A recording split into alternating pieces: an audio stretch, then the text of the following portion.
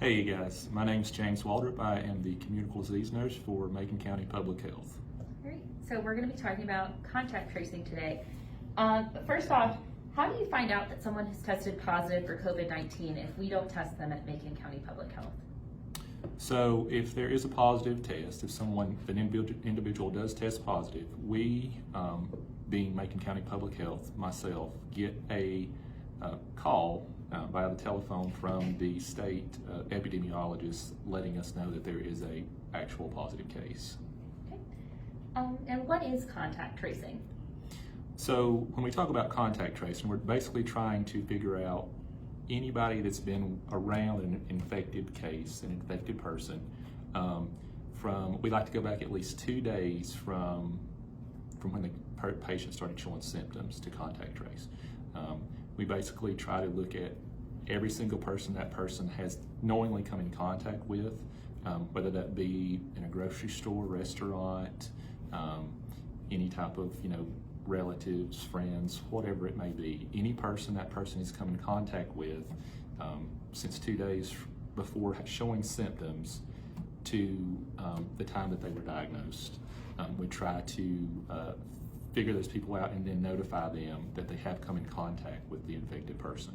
Yeah. So how do you know that someone may have infected other people? What's the process of figuring that out? So in order to know if someone has infected someone else, we use the contact tracing to determine who the infected person has been around. Then from that point, we will call all the known contacts of the individual who is positive. If they are showing any type of symptoms, if they are complaining of fever, cough, any type of lower respiratory symptoms, we strongly recommend that person be tested. In the meantime, they are recommended to stay quarantined at home, away from the general public, away from anyone else that they may potentially expose. What happens if your infected, your positive case is unable to speak to you? How do you find out that? How do you find out who they may have come in contact with?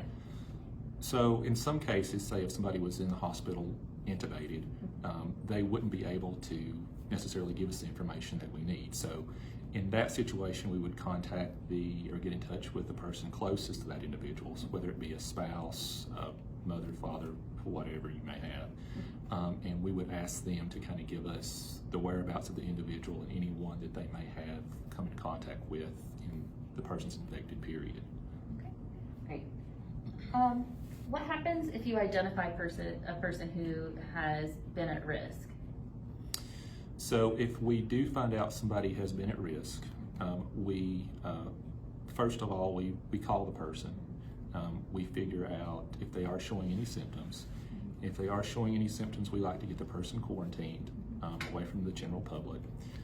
And then we would like to, if they are showing symptoms, we would like to get them tested to ensure that they are positive or negative. Great. And what can you tell Macon County residents what can they do to protect themselves during the COVID-19 pandemic? So I know this is a very frightening time for a lot of folks.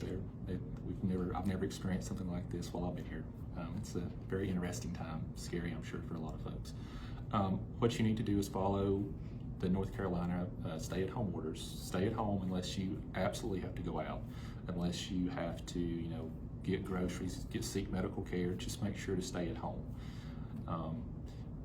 Obviously, hand washing is a great thing.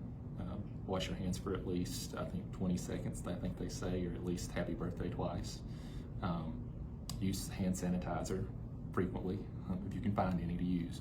And then when you are in public, just make sure to kind of watch your surroundings. Make sure that you're trying to stay at least 6 feet away from folks in public.